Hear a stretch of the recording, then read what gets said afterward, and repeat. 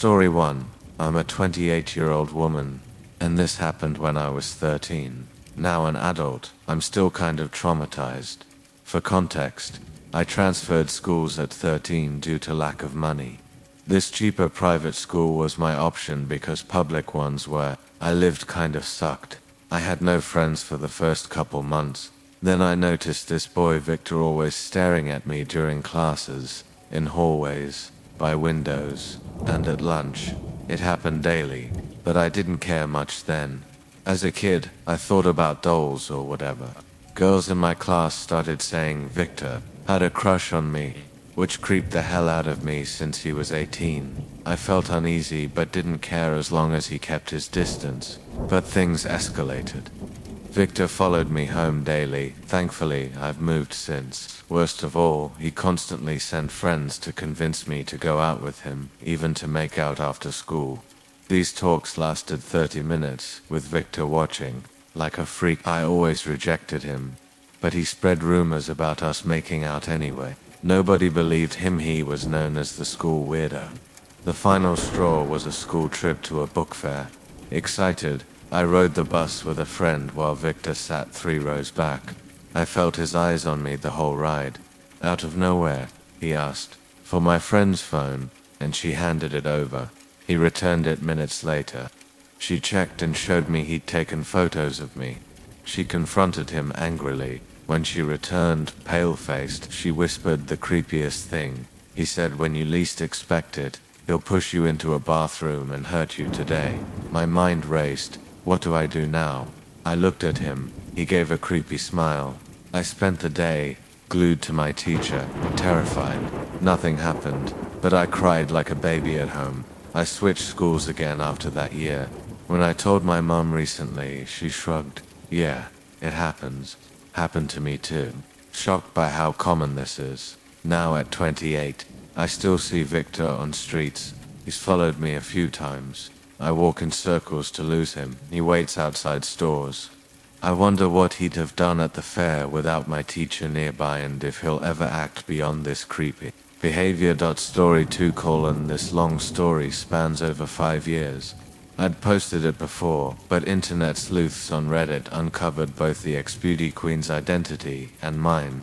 I deleted it from my main account, not for anonymity, but to repost today on a throwaway for catharsis. Last week, another court date for her stalking charges passed without a plea deal. It's been 18 months since her arrest, yet she drags this out, wasting taxpayer money. To recap, my husband dated this beauty queen title holder of a major pageant before me. They broke up long before we met. Externally dazzling, tall, blonde, knockout. Internally, she was cruel, charming only when needing something. She treated everyone terribly, including my husband. After their split, she bombarded him with calls, emails. When he blocked her, she demanded money, threatening false abuse claims. When that failed, she'd sweetly ask for help with projects, i.e., doing work for her. At an event, she mocked me with her date, then ambushed me post-bathroom. Towering over me, I'm 5'5". She hunched to my level, hissing, "Where is your man?" with black, Tim Burton-esque eyes. "Watch your back," she grinned, calling me Pug. I own pugs. Earlier, she'd introduced herself to his colleague as his girlfriend. At a funeral, she invaded my conversation, smiling as I walked away. The harassment escalated. Calls, drive-bys, my car keyed. We sent cease and desists. She'd sing song, "Hi, it's me," on blocked calls. Finally, she created fake accounts to tweet lies tagging his colleagues, calling him a pedophile, transphobe, and posted "Happy New Year's screwed" on my IG at midnight. We went to police, charged with harassment. She showed up to court unrecognizable. Shaved head, ratty wig, gained 80 pounds, wearing a bulky coat. Her eyes were narrowed slits. She glared, whispered to her lawyer, and treated it like a joke. The restraining order didn't faze her. She escalated, posting altered photos of us. Threats like, "Keep an eye on your kids." Agatha Christie quotes, "Your end is near," and my photo with an arrow gun to my head. She stalked his workplace, violating the order, posted 16,000 tweets in 3 months, and called our landline chanting "Karma will get you." Police finally acted after our video statements and evidence. She was rearrested mid-pandemic. Her final post translated, "Violent women prolong misunderstanding to torment. My cruelty is my last attachment to this world." Story 3. And I hosted a dinner party celebrating his mum's chemo completion. With 25 guests expected, I hired a caterer for our small kitchen. He promised 75% prep, finishing dishes on site by 5 p.m. He arrived at noon smelling like sun-baked dog feces, assumed European deodorant norms, busy decorating and coordinating surprise guests, his aunt. I brushed it off, reminding him about the deadline by 5:45 p.m. He lingered, blaming our oven. Guests arrived. I found him on the deck, out of Chef White's, drinking and mingling. He introduced himself as a good friend to my cousin. I demanded he leave. He grabbed his bag and bolted. For our bedroom, I protested change in the guest bar, but he locked himself inside. My fiancé arrived. We pounded the door. He emerged, and my fiancé Lo sitting food, 260 pounds, guided him out. The caterer snapped at me. "You lied. You led me on." Screaming, he stormed to the kitchen and threw trays of food on the floor. My fiancé's linebacker brothers tossed him out. We ordered pizza instead. Later, drunken home by 3:30 a.m., we passed out. At 5 a.m., I heard our door open. Thinking it was wind or family, I whispered to my fiancé. Then a crash. He told me to hide and call 911, but we heard an accented voice, frantic slutter. "Hello." Charging out, we found him shirtless. "Hi," clutching my photos off the wall. He lunged. My fiancé blocked him as I called 911. He ranted about our love while smashing pictures. Police tasered him when he grabbed a butcher knife. As they cuffed him, he yelled about me choosing a macho thug over his sensitive artist self. We later discovered my missing underwear and disturbed vibrator. We deep cleaned everything glad. We'd trashed his food. He later sent a prison letter intercepted by my husband. Sentenced to 3 years. He's likely free now. Story for around age 6 circa 2004. My mum took my sister and me to Dr. Daniel's pediatric dental office, a giant yellow mansion doubling as his home. Shy with selective mutism and autism-like tendencies, I relied on my mum, but at appointments, he banned parents to teach independence. Separated from my sister, I cried. Dr. Daniels hated crying. He covered my mouth, nose, shook me, and threatened worse if I scared other kids. Terrified, I cried harder. He dragged me into his house, screamed, choked me, then gave me juice. His hygienist Judy threatened spankings. I learned to suppress tears to survive. Every visit felt like torture. The toothman, his nickname, performed heavy, unnecessary procedures, sealants, teeth ripped out with fingers. He'd leave retractors in our mouths for 45 minutes while eating lunch, excruciating pain. Once, I screamed after an hour. He strapped me in a straitjacket, reinserted the retractor, and made me wait longer. Silent tears and drool were all I could manage post-visits. My mouth swelled with rashes. He'd blame me as a difficult patient to my mum. At 12, braces led us to a kind orthodontist who flagged Dr. Daniel's fraudulent records. Years later, I Googled him. His practice was shut down. Yelp overflowed with 1-star reviews from traumatized former patients identical to my ordeal. I cried, validated but heartbroken. His unnecessary procedures were insurance scams. His no rule likely to hide abuse. I don't blame my mum. He weaponized authority. Even now, the trauma feels surreal.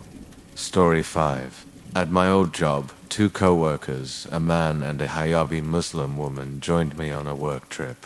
Initially smooth the first night, I skipped dinner with them. Next day, the man acted tense, insisting I sit in the car's front seat. Odd, but I dismissed it. Post-shift, she invited drinks to her room. We chatted until she suddenly hit on him, telling him to remove his shirt, both married. He left uncomfortably.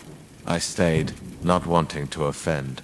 She showed family photos, then flipped to an Instagram models page, claiming an affair and imminent divorce. Her eyes turned crazed. Alarm bells rang when she revealed paparazzi-style stalker photos of him, work, friends, family.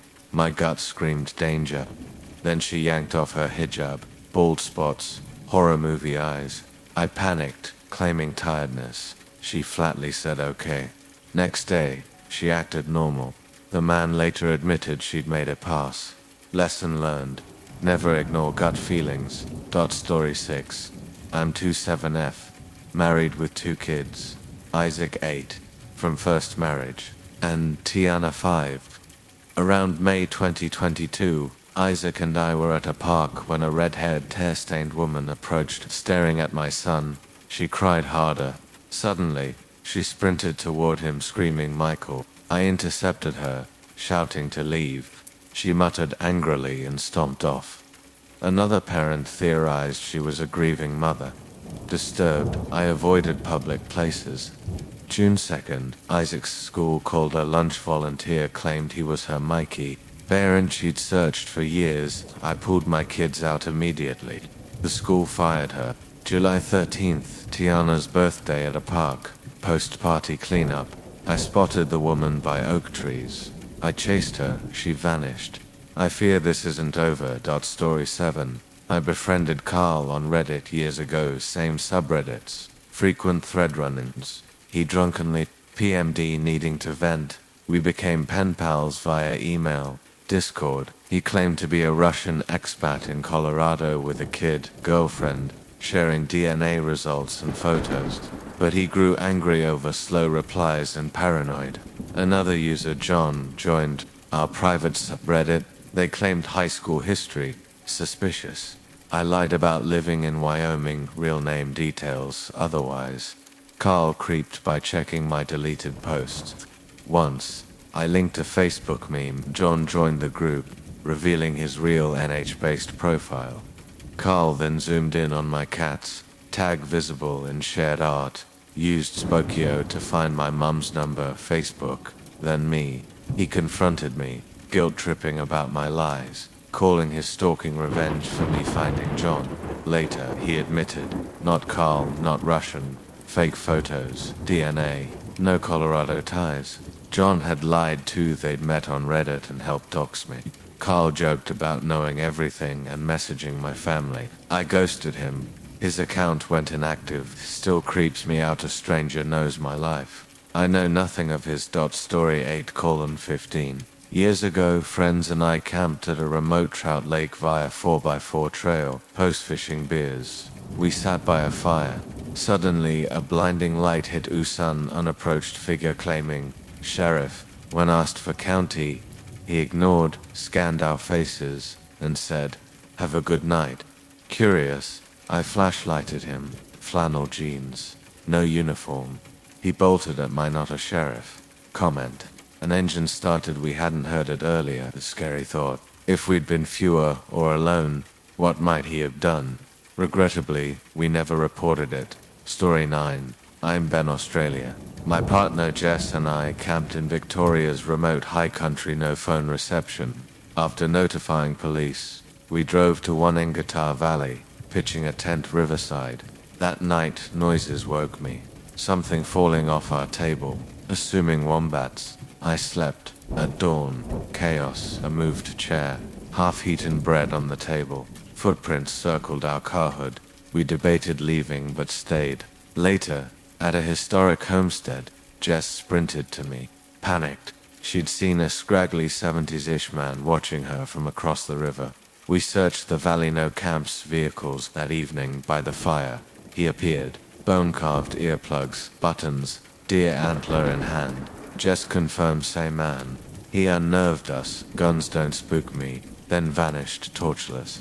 We packed up, driving out in darkness. No signs of him.